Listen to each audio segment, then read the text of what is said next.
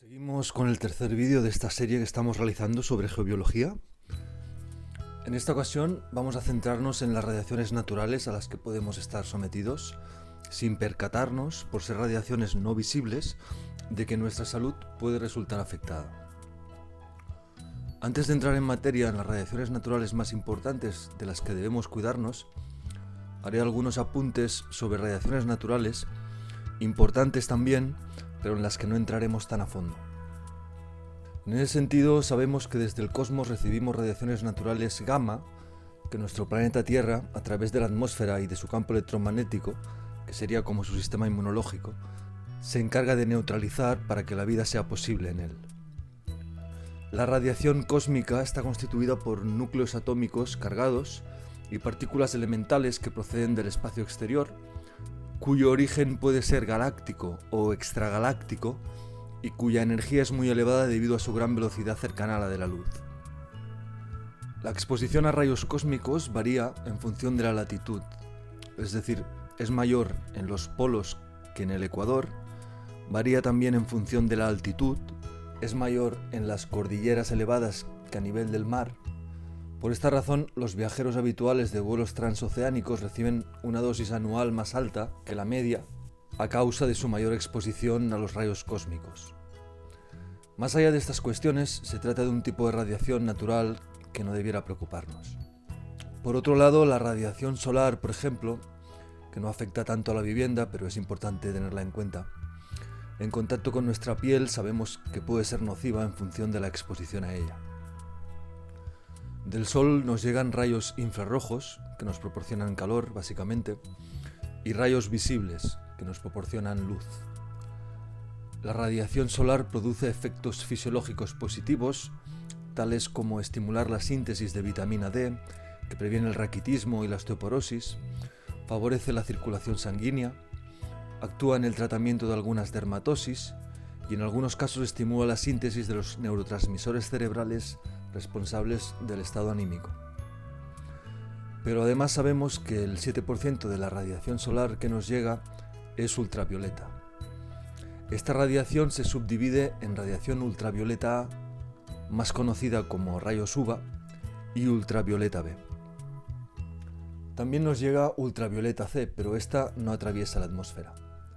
La ultravioleta A atraviesa fácilmente la atmósfera alcanzando toda la superficie terrestre. Por otro lado, la ultravioleta B tiene mayor dificultad para atravesar la atmósfera, llegando con más facilidad a la zona donde está el ecuador que en latitudes más elevadas o más distanciadas del ecuador. La radiación ultravioleta puede tener varios efectos en la piel de los seres humanos dependiendo de su intensidad y del tiempo de exposición. La radiación UVA puede causar envejecimiento prematuro de la piel y cáncer de piel, así como problemas en los ojos y en el sistema inmunitario. La radiación ultravioleta B puede causar quemaduras de sol, oscurecimiento y engrosamiento de la capa exterior de la piel, así como melanoma y otros tipos de cáncer de piel.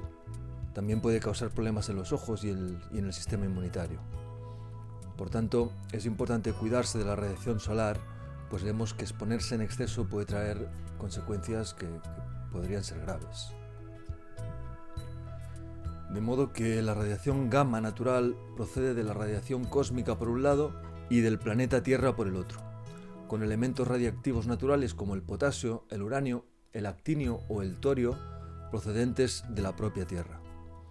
Su cantidad variará en función de las características geológicas del suelo donde se encuentre nuestra vivienda y en menor medida de los materiales de construcción de la propia vivienda.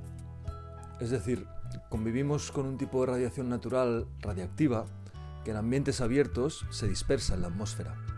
Existen aparatos para medir este tipo de radiación como los Geigeres, que miden las diferencias de emisión radiactiva de terrenos, minerales, incluso materiales de construcción como las losetas de cerámica de Gres, para avisarnos de cuándo la exposición es elevada para que podamos tomar cartas en el asunto y rectificar su influencia. Existe un tipo de radiación natural conocida como gas radón, procedente de la desintegración del uranio que emana del subsuelo a través de las fisuras o microfisuras abiertas del terreno y a través de las corrientes subterráneas y de las fallas geológicas. Se halla sobre todo en zonas graníticas y ricas en fosfatos y se concentra en casas o habitaciones poco ventiladas, dotadas de abundante aislante térmico. El gas radón sabemos que atraviesa cristales, madera y hormigón. Sus niveles pueden ser reducidos haciendo una cámara de aire ventilada entre el terreno y el edificio. En este sentido se deberían sellar todas las grietas y aberturas alrededor de tuberías y cables eléctricos que entren en el sótano para evitar la erupción de este gas. En los lugares con presencia moderada de radón suele ser suficiente ventilar con regularidad y cubrir con silicona cualquier fisura en los suelos, rodapiés y paredes de los sótanos para conseguir situarse por debajo de los niveles nocivos. A nivel de salud puede generar graves daños en la piel y en los órganos, especialmente puede afectar a los pulmones. Sabemos que la Tierra posee un campo electromagnético que se carga y se descarga constantemente mediante las tormentas que descargan cada segundo en nuestro planeta. Una nube que está cargada en su parte inferior de iones negativos, cuando pasa por una vertical de la Tierra con carga positiva, si la conductividad de la atmósfera es favorable, se libera el rayo generando una radiación de millones de kilovatios de potencia.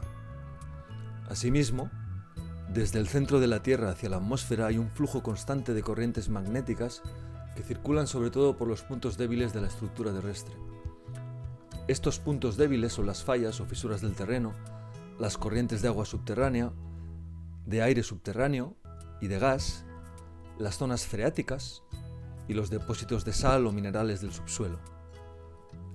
El flujo de corrientes magnéticas es más intenso durante los terremotos, que son el resultado a través de las fallas geológicas de la necesidad de la Tierra de eliminar una cantidad de energía acumulada que precisa liberarse. Las corrientes electromagnéticas liberadas por la Tierra son expulsadas en dirección vertical, como si se alzara una columna hasta altas capas de la atmósfera. La geobiología actual es la ciencia y el arte de identificar las radiaciones naturales de la Tierra y las radiaciones artificiales creadas por el hombre que pueden afectar a los procesos biológicos y más concretamente que pueden ser factor de riesgo perjudicial para la salud. Una vez identificadas, se dispone de un amplio abanico de recursos para contrarrestarlas, neutralizarlas y apantallarlas en el caso de que sea necesario. De las radiaciones artificiales empezaremos a hablar en los próximos vídeos.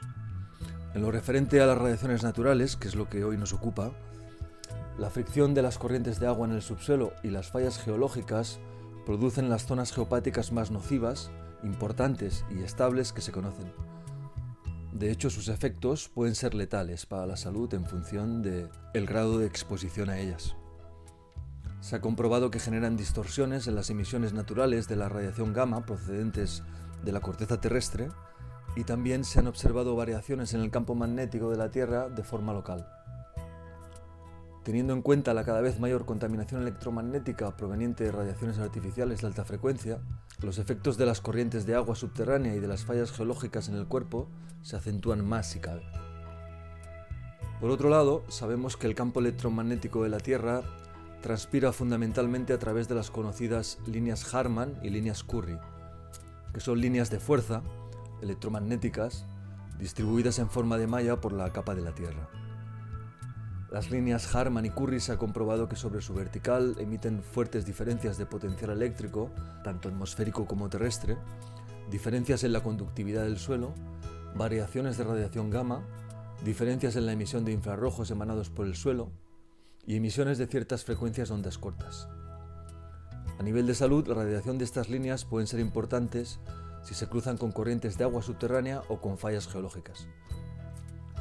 No obstante, teniendo en cuenta el acelerado desplazamiento del polo norte magnético de las últimas décadas, especialmente de los últimos años, las afectaciones de estas líneas en la salud son cada vez menos importantes, pues no son estables ni son permanentes, es decir, se desplazan. Para llegar a perjudicar la salud, los factores geobiológicos de riesgo deben ser estables y permanentes a lo largo del tiempo y de los años. ¿Cómo se detectan las corrientes de agua subterránea?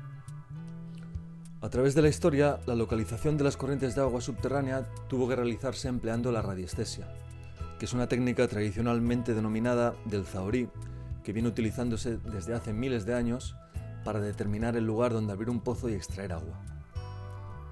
Para ello puede emplearse como instrumento de detección una horquilla de madera flexible unas varillas de alambre metálico o un péndulo, que actuando como antena del cuerpo del zahorí amplifican las reacciones producidas en su cuerpo-mente. De esta manera se detecta la radiación produciendo una reacción en el cuerpo del zahorí o radiestesista que sutilmente reverbera en un movimiento concreto del péndulo. Personalmente utilizo el péndulo metálico con el cual detecto la radiación de las corrientes de agua subterránea y a partir de ahí su amplitud y dirección en el suelo terrestre, así como su profundidad y su caudal. Con el mismo método detecto las emanaciones de las fallas o de las fisuras geológicas. Los péndulos que se utilizan pueden ser de cualquier tipo, de cualquier material o mineral, de cualquier tamaño y de cualquier color. Lo más importante a la hora de detectar este tipo de radiaciones no es el péndulo, sino la atención enfocada de la persona que se conecta a estas radiaciones, la sensibilidad, el conocimiento y la percepción del cuerpo-mente de quien lo usa. Las partículas de agua subterránea en movimiento y la emanación de radiación de la falla o fisura geológica producen una microalteración en el campo gravitatorio que se capta en la superficie. El paso del zahorí o radiestesista sobre ella la detecta, dando lugar a una variación en la oscilación del péndulo que confirma su presencia. Esta ligera alteración pasa normalmente desapercibida, pero a través de la práctica, de la experiencia, de referencias sólidas, del conocimiento necesario y de muchas horas de prospección, se pone de manifiesto de modo evidente y se pueden interpretar los datos que proporciona. ¿Por qué estas radiaciones naturales afectan a la salud? La pérdida de electrones de las partículas atómicas que emanan desde la fricción de las corrientes de agua subterránea y desde las fallas geológicas causa que los protones de los átomos se estabilicen y asciendan hasta la superficie de la Tierra con la necesidad de alcanzar los electrones que le faltan para estabilizar su función atómica. La ionización magnética positiva que emana hacia la superficie cuando alcanza al ser humano le arrebata los electrones que necesitan los protones de los átomos desestabilizados que ascienden desde el suelo.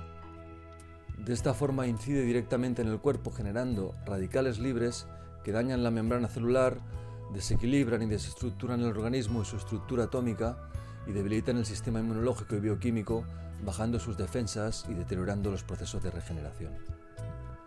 Permanecer tiempos prolongados sobre estas geopatías favorece la proliferación de una extensa sintomatología que puede desembocar en molestias, trastornos, alteraciones de todo tipo, enfermedades crónicas graves y degenerativas. En función del tiempo de exposición a estos campos, las afectaciones se incrementan. La sintomatología respecto a la influencia de las corrientes de agua subterránea y fallas es amplia. Se ha observado que puede haber mucha dificultad en conciliar el sueño dificultoso, casos de bruxismo, inquietud, sentimiento de apatía al despertarse, dolores de cabeza, dolores de espalda, irritabilidad, nerviosismo sin causa aparente. Se produce pérdida de colágeno, así como un sistema inmunológico bajo que puede desembocar en cualquier tipo de patología. Debajo en la descripción te dejo un estudio en que se recopilan numerosos estudios que se realizaron a lo largo del siglo XX sobre las afectaciones graves de este tipo de geopatías. Vamos a ver también el lado positivo de esta radiación natural que emana del subsuelo. Si hacemos un poco de historia, sabemos que nuestros ancestros, hace solo unos miles de años, levantaban los dólmenes y menires en el punto de cruce de dos corrientes, haciendo encajar su posición exacta con una serie de pautas y con variantes según el grupo cultural que los edificaba. Los templos y lugares ceremoniales relacionados con la divinidad, así como algunos edificios relevantes, se situaban y se construían siguiendo la proyección en superficie de las líneas de corriente profunda.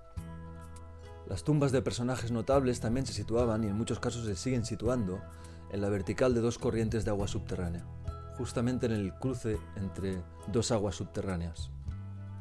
Es sabido que la radiación que emana desde el subsuelo contribuye a la momificación y conservación del cadáver.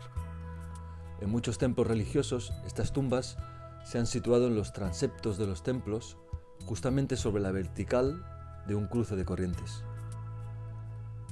En todos los templos religiosos, las dimensiones y construcción de los edificios se adaptan para que coincidan exactamente con la posición y separación de las corrientes más convenientes de entre las detectadas. Es por ello que a menudo observamos detalles de construcción en algunos templos religiosos donde sin causa aparente se rompe la simetría, colocando una columna o un muro un poco más adelante o un poco más atrás para adaptarla a la emanación de la corriente o de las fallas.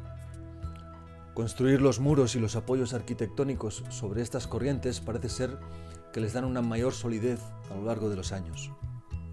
Además, es sabido que allí donde se eleva la emanación producida por las corrientes, todo lo que hay sobre ella es destacado y embellecido a ojos de la vista humana, como si aquello que se observa adoptara una cualidad más esplendorosa y destacada.